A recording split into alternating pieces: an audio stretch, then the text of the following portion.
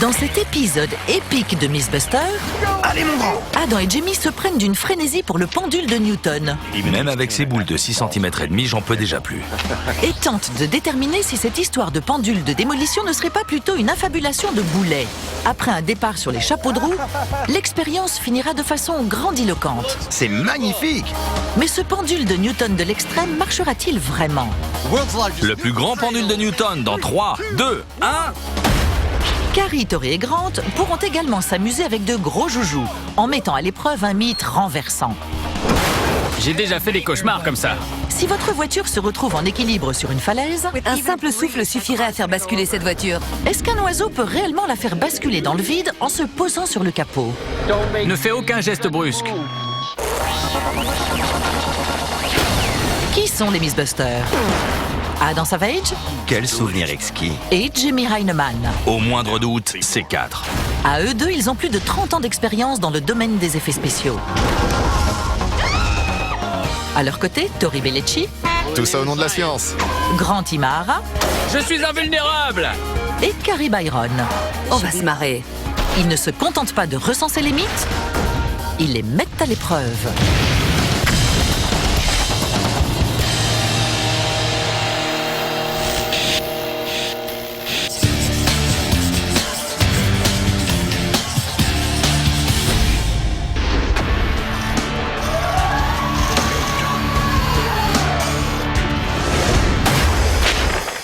Mais qu'est-ce que tu fais?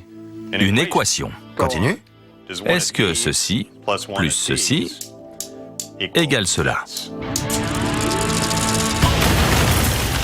C'est une équation très simple tirée de cette vidéo virale. Prenez 5 grues et 5 boules de démolition et vous obtenez un gadget de bureau taille XXL.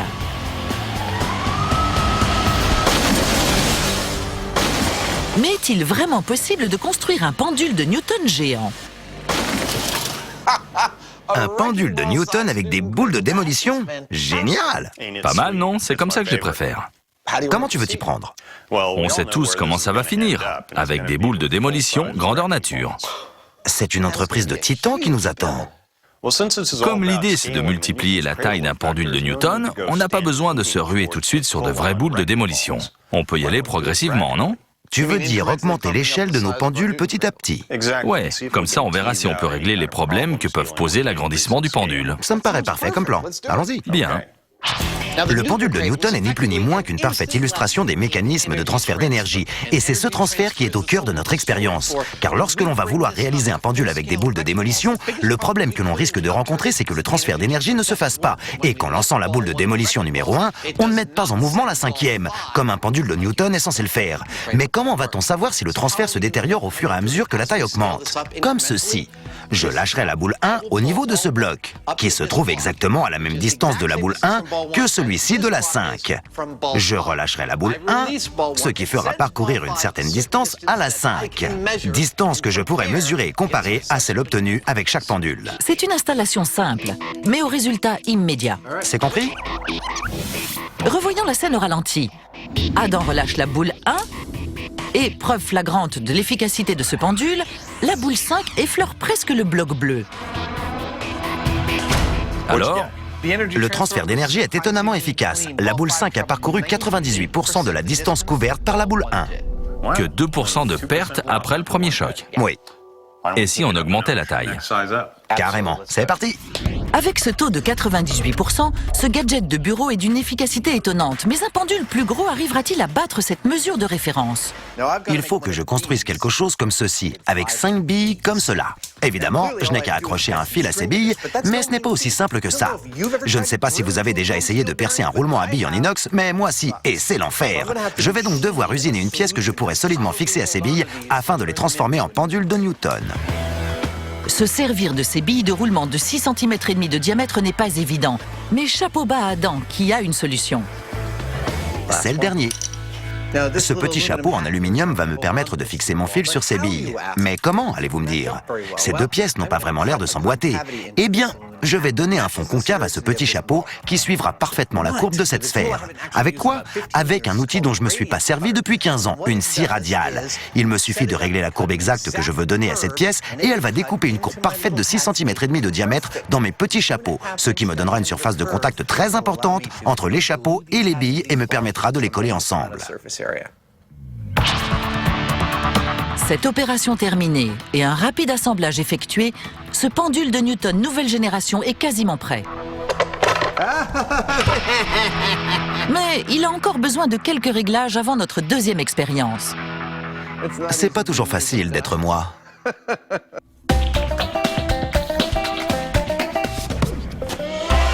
Pendule de Newton avec bille de 6,5 cm dans 3, 2, 1. Voyons ça au ralenti. Comme la dernière fois, Adam relâche la bille 1, puis mesure jusqu'où monte la bille 5. Et les résultats sont très encourageants. Allez, allez, allez, allez, allez, allez. On dirait que ça va toucher. 95 mm, ce qui fait 3%. Conclusion, avec le modèle de bureau, la bille a parcouru 98% de la distance originale. Et là, elle en a parcouru 97%. Ça marche quand même sur des roulettes.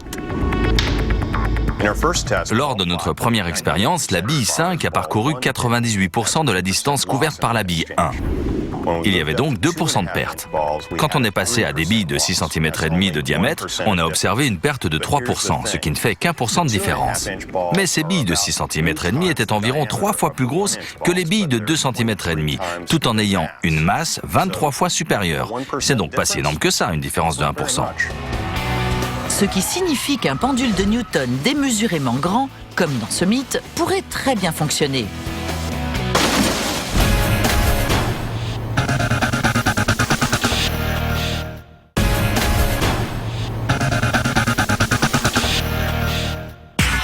À suivre, un mythe renversant. J'ai un mythe typique de la physique à la sauce hollywoodienne. Vas-y, on t'écoute. Une voiture quitte la route et se retrouve à 2 doigts de dévaler une falaise quand elle s'arrête à moitié dans le vide. Elle tient parfaitement en équilibre jusqu'à ce qu'un petit oiseau arrive et se pose sur le capot et la fait dégringoler au bas de la falaise. Un petit oiseau qui fait basculer une voiture par-dessus une falaise, je suis sceptique. Mais vous savez quoi? Ça m'a l'air d'une expérience intéressante. C'est un des scénarios préférés d'Hollywood. Mais si une voiture s'arrête en équilibre sur le bord d'une falaise, est-ce qu'un oiseau suffit à la faire basculer dans le vide? Il va donc forcément falloir qu'on mette une voiture en équilibre sur le bord d'une falaise. Et si on construisait notre propre falaise? Comme ça, on serait sûr qu'elle peut supporter le poids d'une voiture. Et si on bascule dans le vide, on ne se tuera pas. Bonne idée. Et il ne restera plus que le petit problème de faire atterrir un oiseau sur le capot. Je ne pense pas que ce soit aussi facile qu'on le pense. Non, je pense que le plus facile, ce sera de mettre la voiture en équilibre. Comme les Mythbusters ont, pour des raisons évidentes, écarté l'idée de basculer par-dessus une vraie falaise, ils vont en construire une sur le site des explosions. Ça rigole pas, là? On a du pain sur la planche. Heureusement, on a la grosse artillerie aujourd'hui. Bien, allons-y. Allons creuser. Même si l'opération n'a pas l'air très sûre, Non! l'idée est de construire un bord de falaise solide à l'aide d'un container Et une falaise portable. sur lequel une voiture puisse tenir en équilibre. Ça prend un moment. Il a fallu des centaines de milliers d'années à la nature. Je trouve qu'on s'en tire pas mal. On a construit notre falaise avec un container et une rampe. Je vois pas ce qui pourrait nous arriver. On a rehaussé notre voiture de 15 cm afin de bien pouvoir voir le point de bascule. La voiture pourrait s'écraser en bas, peut-être même prendre feu. On va l'avancer centimètre par centimètre jusqu'à ce qu'on trouve son point d'équilibre. C'était pas une question.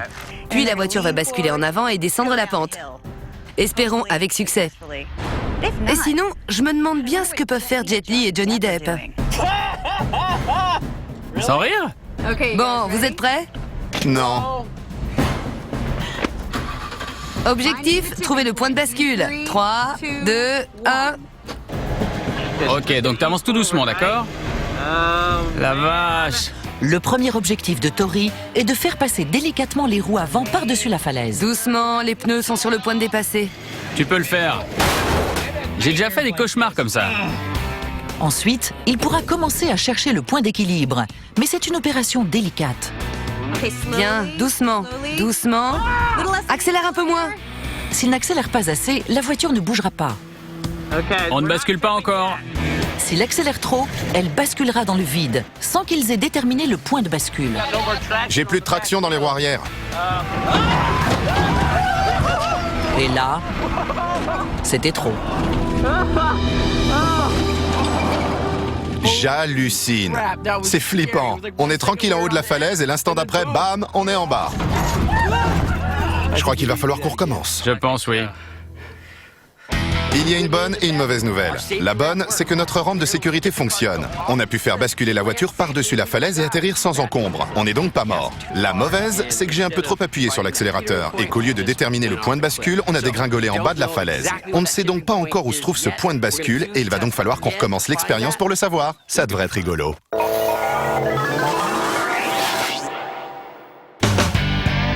Pour l'instant, tout se passe pour le mieux.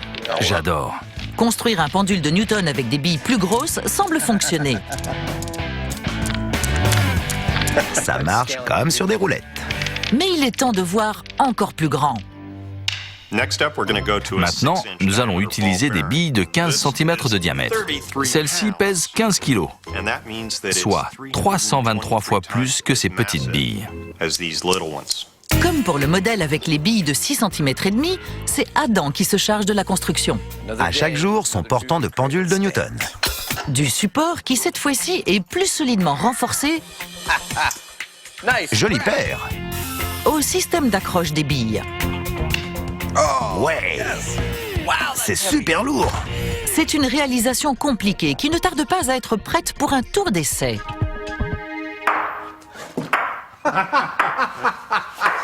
Et les premières impressions sont bonnes.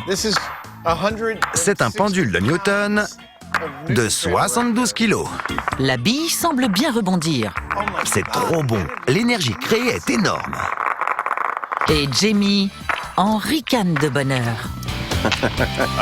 Je n'arrête pas de penser à ce mythe depuis que je suis tombé dessus. Mais maintenant que j'y suis, j'ai vraiment du mal à décrire à quel point je trouve ça génial. Je ne vois qu'une seule solution, vous le montrer. Les petites billes, de plus grosses billes et des billes vraiment énormes. Ai-je besoin d'en rajouter? Pour tout dire, oui, Jamie. Et si tu lançais le compte à rebours pour le test d'efficacité? 3, 2, 1... Joli. C'était bien net. On vérifie au ralenti? Ouais. Bien, Jamie. La bille 5 a parcouru 94,1% de la distance couverte par la bille 1. Ce qui fait une perte supplémentaire de 3%. Je la sens quand même bien, cette histoire. Ouais, ça marche encore. Est-ce l'augmentation de la masse qui pose problème? Plus nous augmentons la taille des billes, plus la perte est grande. Mais ce n'est pas proportionnel. Ces billes ont une masse plus de 200 fois supérieure aux petites billes du gadget original. Et pourtant, on n'observe qu'une perte de 6%. Ce n'est pas énorme. Même si la perte augmente à chaque agrandissement, celle-ci est tellement faible que les gros pendules marchent quand même comme prévu. Ce qui signifie que ce n'est pas si impossible que ça avec des boules de démolition. À condition, bien sûr, que celles-ci se comportent comme des billes de roulement.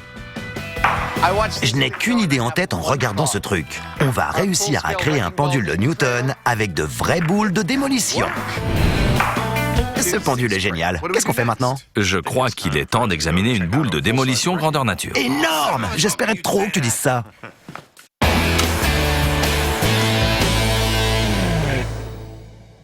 Pour découvrir si un oiseau peut faire basculer une voiture par-dessus une falaise, les Mythbusters doivent dans un premier temps déterminer le point d'équilibre de leur voiture.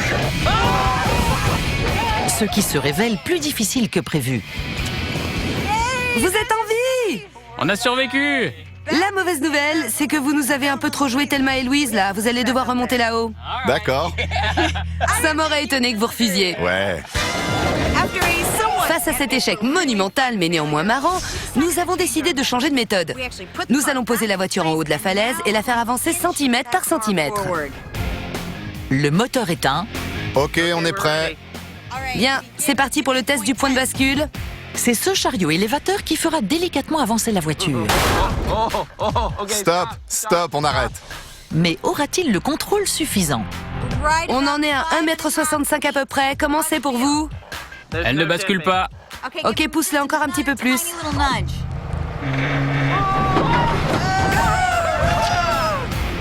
Voilà le plan B qui tombe à l'eau. Car comme avec le plan A, la voiture a basculé trop tôt. Et tant que le point de bascule n'est pas déterminé, pas la peine de faire entrer en scène les oiseaux. Bien, plan C. On va utiliser une sangle cette fois-ci, comme ça si on pousse la voiture trop loin, on pourra la remonter jusqu'à son point de bascule. J'espère que ça va marcher cette fois. Comme ils perdent trop de temps entre chaque essai, Je te dis pas combien de fois je me trouve dans ce genre de situation. les Mythbusters espèrent qu'un système de sangle leur permettra de déterminer le point d'équilibre un peu plus rapidement. Pousse-le un peu là, fais parler toute ta colère. Mais au final, il leur faut tout de même pousser et tirer cette voiture tout un après-midi. Bien, remonte-la à 1,65 m, je te dirai quand t'arrêter. Avant d'atteindre leur objectif. On est arrivé à un point de non-retour. Après beaucoup de bricolage, d'essais et d'échecs, nous avons trouvé le point de bascule exact. J'ai l'impression qu'on peut tomber à chaque instant. Je crois qu'un simple souffle suffirait à faire basculer cette voiture. Ne fais aucun geste brusque. Bien, quand les garçons vont commencer à bouger et transférer leur poids en avant, je pense qu'ils vont basculer dans le vide. Allez, ensemble. 1, 2, 3. Oui! Ils ont enfin touché le jackpot. Je crois qu'on a trouvé notre point de bascule. À 1,98 m du bord, l'équilibre de la voiture était si fragile qu'il a suffi que Grant et Tori se penchent légèrement en avant pour la faire basculer dans le vide. Il nous a fallu énormément de temps pour arriver à trouver le point d'équilibre exact de la voiture. Mais en voyant avec quelle facilité cette dernière a basculé dans le vide, je pense qu'effectivement, si un oiseau atterrit sur l'avant du véhicule, il doit forcément basculer. Eh bien, dans ce cas-là, lâchez les bêtes.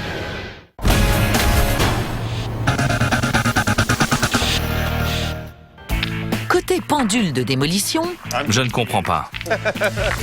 les essais de Adam et Jamie avec des billes de roulement géantes ont été un succès. Je me lasse pas de ce bruit. Ça va faire fureur à Noël cette année.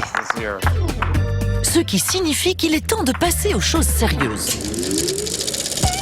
Premier achat sur leur liste, 5 boules de démolition identiques, ce qui, de façon assez inattendue, se révèle impossible. Mais tout n'est pas perdu. Il n'y a personne qui ait 5 boules de démolition identiques. Tu sais ce que ça signifie?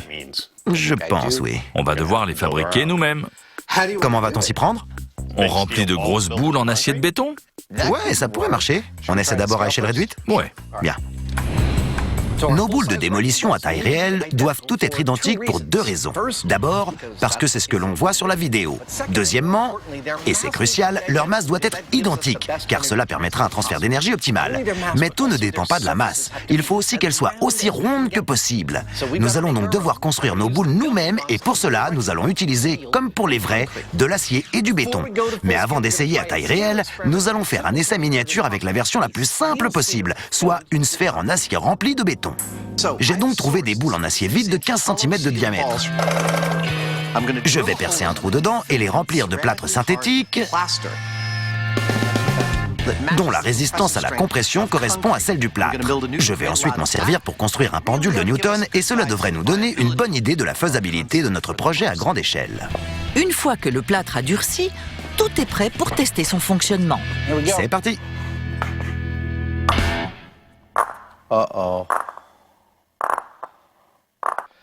Jamie, viens voir ça! Qu'est-ce qu'il y a? Regarde.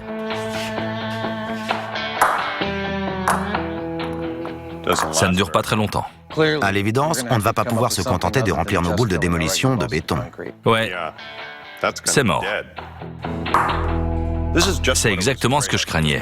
Ces boules d'acier légères sont remplies d'un produit à base de gypse ultra dur.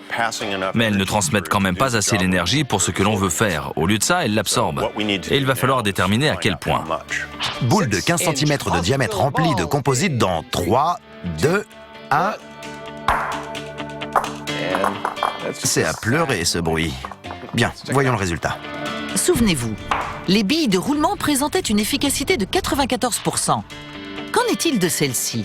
63%. On est parti de 98, 97, 94, puis 63.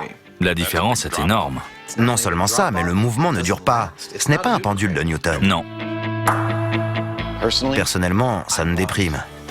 Alors je sais que quand on regarde les images au ralenti, on dirait que le transfert d'énergie est celui que l'on peut attendre d'un pendule de Newton. La boule 1 tombe et la boule 5 remonte. Mais ce qui fait qu'un pendule de Newton est génial, c'est que l'énergie continue de se transférer. Tic, tic, tic. Et là, je n'obtiens pas un tic, tic, tic, mais tic, tic, et puis plus rien du tout. Je ne sais pas ce qu'on va faire. De vraies boules de démolition étant impossibles à trouver, et la version maison la plus simple ayant lamentablement échoué, l'heure est à la réflexion. Donc, un pendule de Newton géant.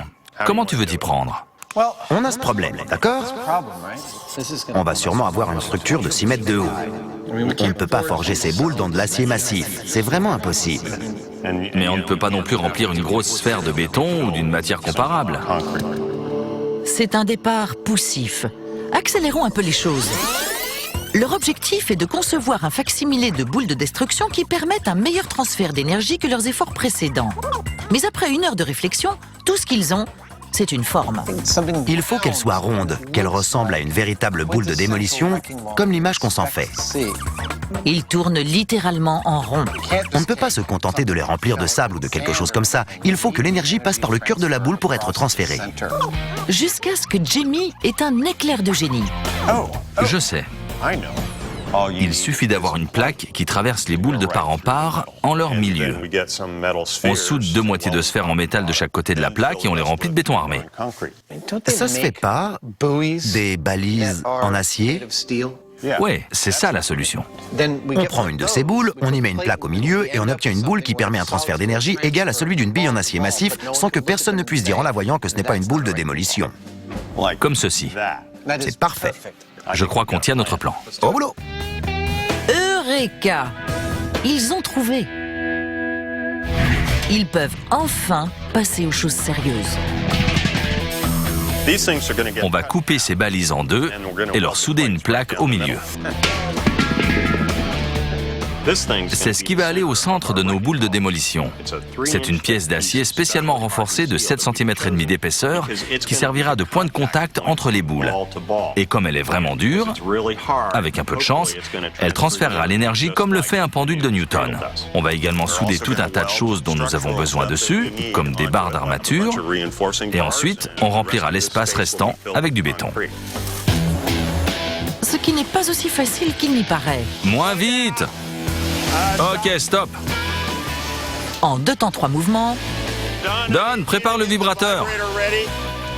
l'équipe a fini. Je pensais pas en mettre autant à côté. C'est l'histoire de ta vie, non? Magnifique, vise-moi ça. Et après avoir séché 2 semaines et reçu une petite couche de peinture, les boules sont enfin prêtes. Mais est-ce que ça va marcher? Après 2 semaines de travail, j'ai devant moi un succès éclatant. Ou un échec cuisant de 4 tonnes et demie.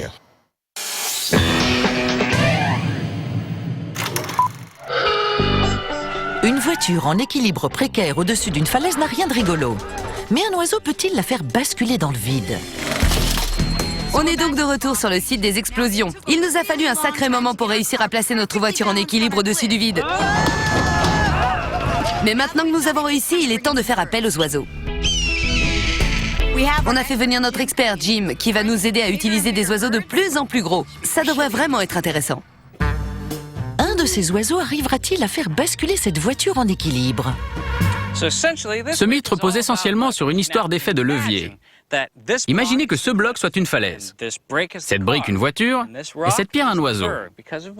À cause de l'effet de levier, un petit oiseau peut se poser ici et faire basculer une voiture énorme, comme ceci.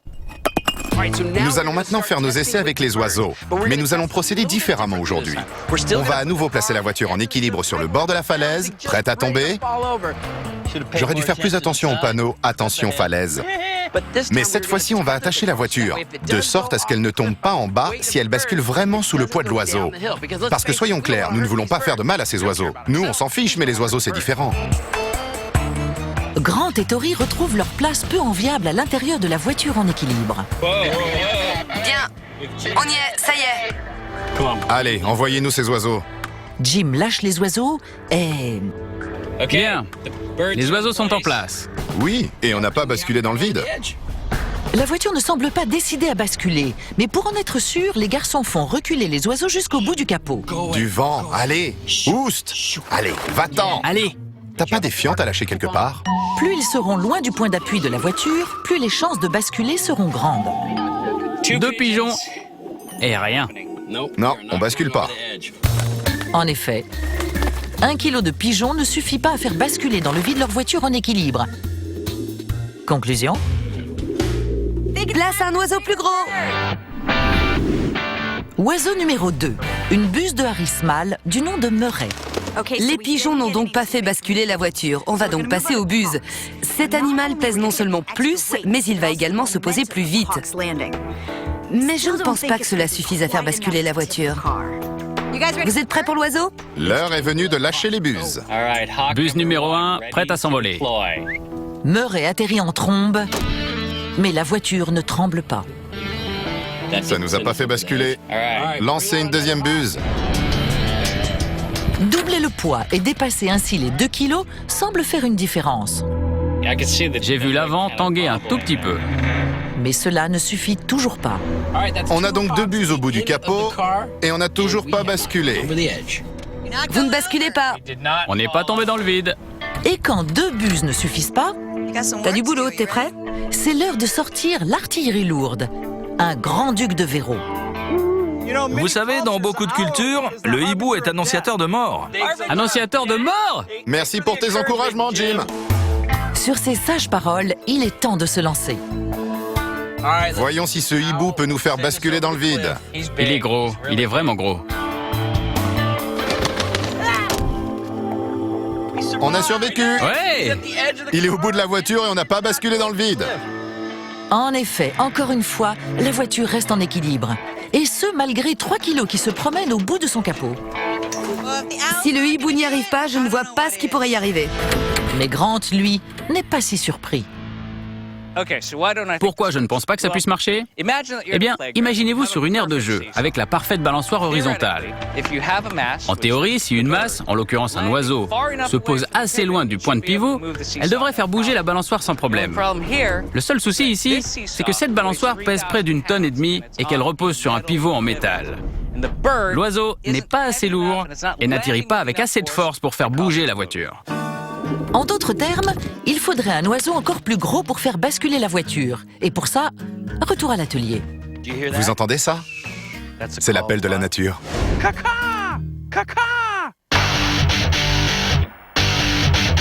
Les boules de démolition de Adam et Jamie sont prêtes.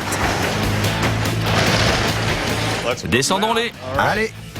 Il ne reste plus qu'à les accrocher à ce qui doit être le plus grand pendule de Newton au monde.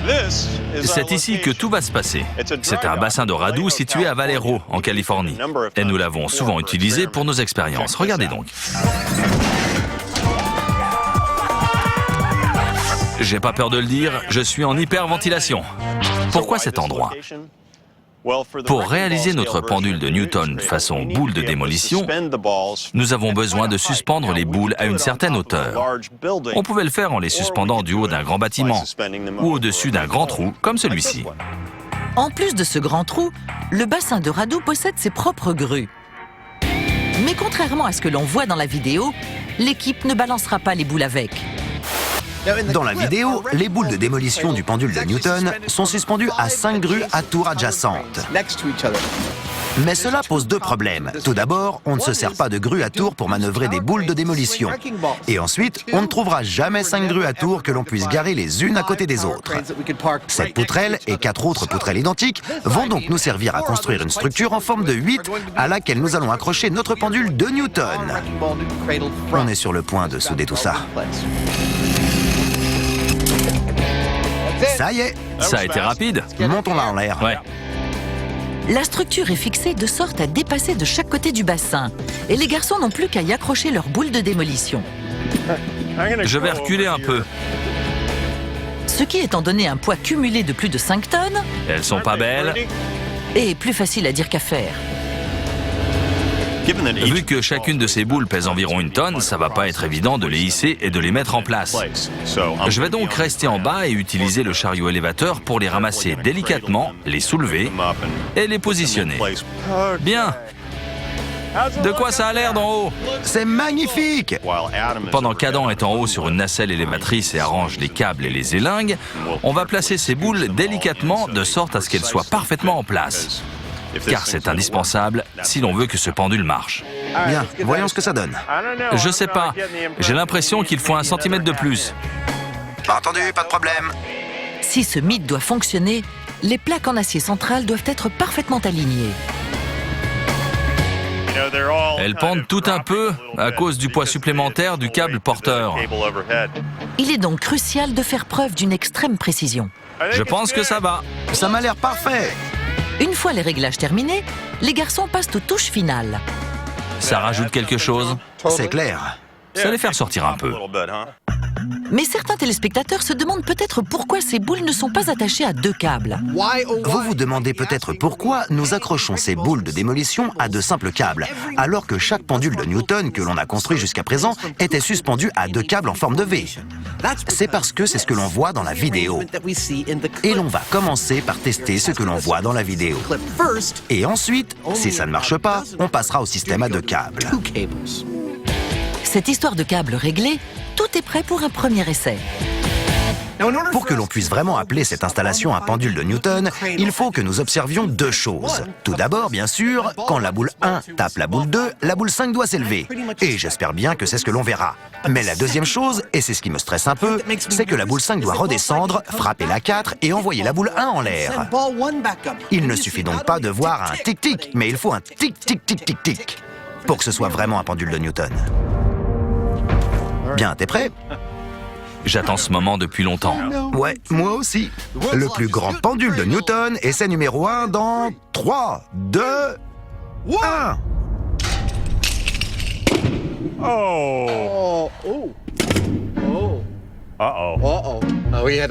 Ça a tangué un peu. Ouais, c'était pas très spectaculaire. Non, c'est clair. Ça n'a duré qu'un seul coup. Ce fut bref. Ce fut bref, en effet. Et pas très impressionnant de surcroît. Mais tout n'est pas perdu. Je n'ai pas besoin de cette caméra pour savoir que cet essai était, disons, assez morose. Mais où l'énergie est-elle partie? Chacune de ces boules présente en son milieu une plaque en acier renforcée. Une partie de l'énergie a quand même été absorbée par les boules, mais une autre s'est diffusée dans notre structure qui a bougé. La force générée quand la boule 1 a frappé la boule 2 a fait trembler cette structure de plusieurs tonnes. Nous l'avons donc consolidée et nous allons réessayer. Une fois la structure consolidée au maximum, le mot d'ordre est toujours plus loin, toujours plus haut, car cette fois-ci, Je pense que ça va. ils vont remonter la boule 1 aussi haut que possible pour optimiser l'énergie créée par le balancier. Câble simple, boule tirée au maximum. Dans 3, 2, 1...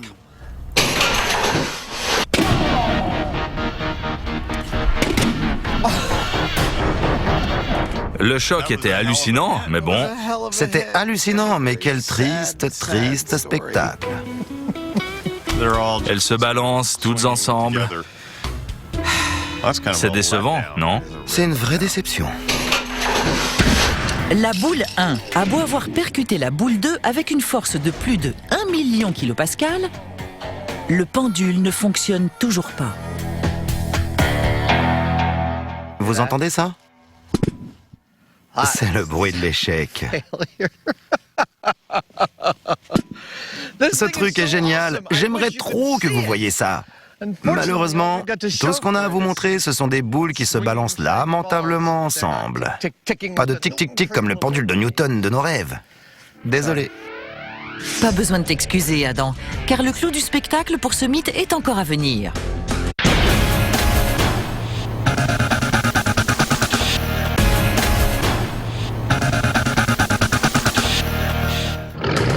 Un pigeon ne peut pas faire basculer une voiture en équilibre sur le bord d'une falaise. Mais est-ce qu'un oiseau beaucoup plus gros le pourrait? Contrairement à ce qu'on raconte sur le fait de travailler avec des animaux, ces oiseaux étaient vraiment super coopératifs. Mais comme on n'a aucun oiseau volant plus gros à disposition, je crois qu'il faut qu'on trouve un nouveau plan d'action. Oui, en plus, ça commence à être un peu dangereux avec ces oiseaux. Et si on utilisait un hélicoptère miniature? On pourrait s'en procurer un qui fasse le poids du plus gros oiseau volant au monde et on le pose sur l'avant de la voiture. C'est une super idée. L'hélicoptère pourra avoir le même poids que l'oiseau. Et grâce à la force verticale des hélices, on va aussi pouvoir reproduire celle que génère l'oiseau avec ses ailes. Génial. Avec ses plus de 9 kilos, le Condor de Californie est majestueux. Bien plus que l'hélicoptère des Mythbusters supposé le remplacer. Mais s'il ne gagnera jamais de concours de beauté, le plus important, c'est que le Condorcopter pèse exactement le même poids que sa contrepartie. J'ai quelque peu modifié un hélicoptère télécommandé pour simuler l'oiseau volant le plus lourd d'Amérique du Nord. Il doit non seulement faire le même poids, mais également imiter sa trajectoire de vol quand il atterrira sur l'avant de la voiture. Et cette trajectoire de vol a été étudiée par Grant. J'ai découvert quelque chose de très intéressant sur la façon dont les grands oiseaux se posent. Regardez cette vidéo de notre grand-duc.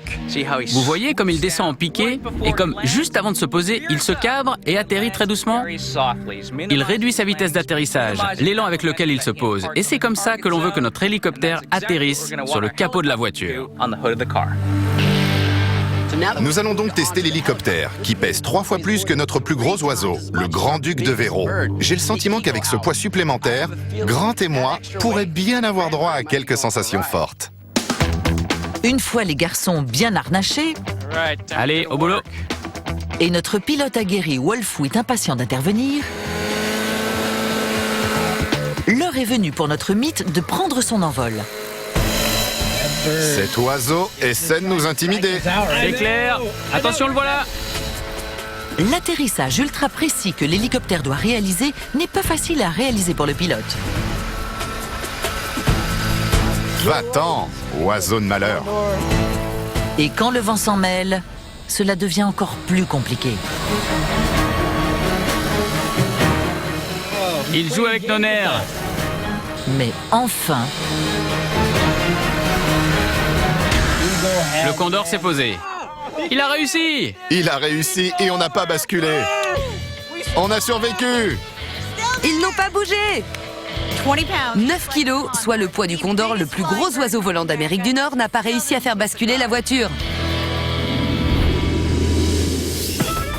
pour réaliser ce grand plongeon qui leur échappe, l'équipe s'arme d'un bataillon de volailles.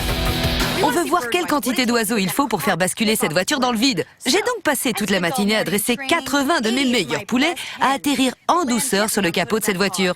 Ils vont s'aligner les uns derrière les autres à l'avant de la voiture et remplir le capot jusqu'à ce que la voiture bascule. Vous êtes prêts, les gars? On est prêts. On rigole pas. Chacun de ces poulets pèse 700 grammes. Ils restent bien assis et font les morts. Impressionnant. En comptabilisant le nombre de poulets sur le capot, Combien t'en as là? 5. C'est... Et un oiseau à terre. l'équipe pourra déterminer le poids nécessaire 22. La tension monte un peu. pour faire basculer la voiture. 60. Non mais vous y croyez? 60 poulets. Ça fait 40 kilos, la vache. 40 kilos et on est encore suspendu à cette falaise. Mais surprise, même avec 80 poulets sur le capot, C'est l'équivalent d'une personne de petite taille qu'on a sur le capot. la voiture ne bascule toujours pas. Je sais, ça devient ridicule là. C'est complètement ridicule. Mais Tori s'est préparé à cette éventualité. Oh, j'aime pas ça, j'aime pas ça. C'est pas vrai, c'est n'importe quoi. Il a donc apporté une dinde robotisée de 9 kilos qui danse et gigote jusqu'à...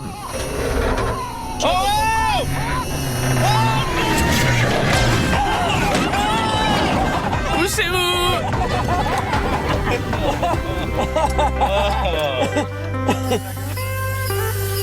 J'hallucine. C'était vraiment de la folie. Vous devriez voir la charpie de volaille que vous allez laisser derrière vous. Arrête-moi, ça me fiche la chair de poule. Bon, ça s'annonce mal pour notre mythe. C'est clair. L'histoire du tout petit oiseau qui se pose au bout de la voiture et la fait basculer, c'est un peu bidon, je pense. La bonne nouvelle, c'est que des oiseaux ont réussi à faire basculer la voiture dans le vide. La mauvaise, c'est qu'il en a fallu plus de 80, soit 63 kilos pour être exact. La seule façon dont c'est possible, c'est si un ptérodactyle se pose sur l'avant de la voiture. Et on sait tous très bien que ce n'est pas près d'arriver. Ce qui signifie que ce mythe est bidon. Au moins maintenant, on sait pourquoi les poules traversent les routes. C'est pour éviter les voitures qui dégringolent des falaises. Le pendule de Newton géant des Mythbusters a commencé en chanson. 5 boules faites maison, une énorme structure en acier, un énorme bassin de radoux et un pendule géant de Newton. Mais il a fini par des pleurs. Le choc était hallucinant. Mais quel triste, triste spectacle. Mais il y a peut-être une lueur d'espoir. Regardez-moi ça. Ça a beau être de l'acier renforcé, les zones où les boules se sont percutées se sont aplaties sous l'impact. Et ce n'est pas qu'ici, c'est pour toutes les boules pareilles, ce qui signifie qu'elles s'aplatissent comme de simples steaks à hamburger. La force générée est de l'ordre de 500 000 fois supérieure à celle créée par les petites billes de notre gadget de bureau. À l'évidence, le problème, ce n'est pas un manque d'énergie. Ce qui veut donc dire que ce qui pose problème, c'est peut-être ce système à un seul câble, qui entraîne une diffusion de l'énergie. C'est décevant, non? Les boules maintenant rattachées à un câble supplémentaire, la situation semble prometteuse.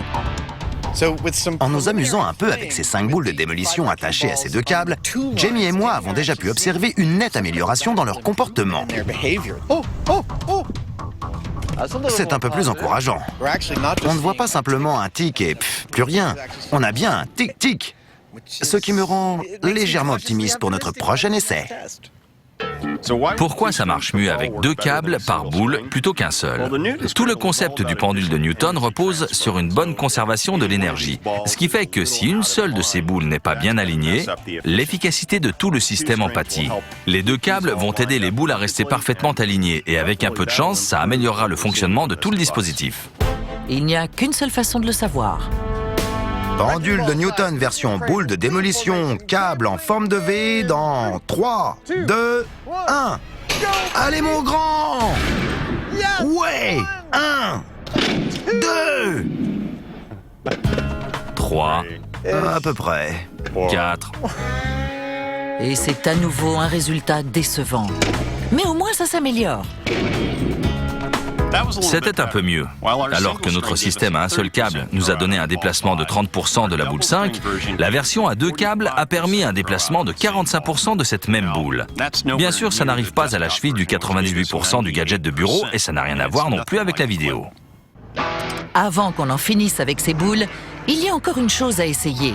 Remonter la boule 1 le plus haut possible. 2 câbles, boule remontée au maximum, dans 3, 2, 1... C'est vraiment maintenant ou jamais. Et...